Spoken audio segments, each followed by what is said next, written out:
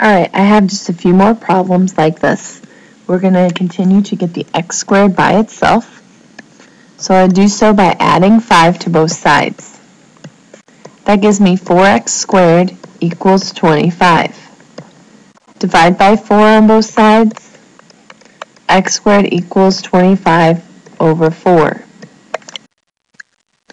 Square root both sides.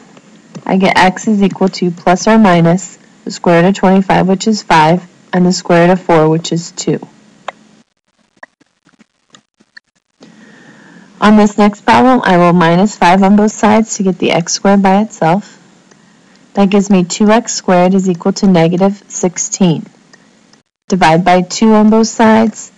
X squared is equal to negative 8. When you square root both sides, there is no solution to this. There's no real roots because nothing times itself will give you a negative 8.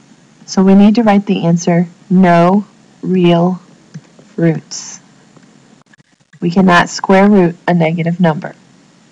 The next problem looks a little different, but when I look at it closely, I notice I have like terms.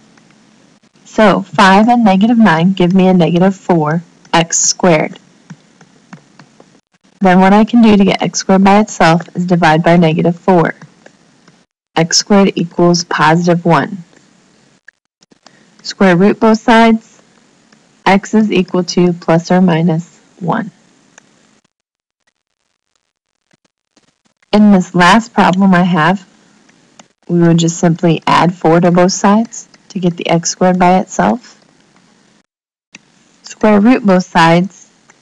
I don't know the square root of 13, so I'd write the answer either plus or minus the square root of 13, or we could change it to a decimal.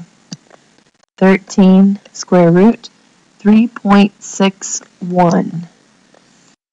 So plus or minus 3.61. Either answer is correct.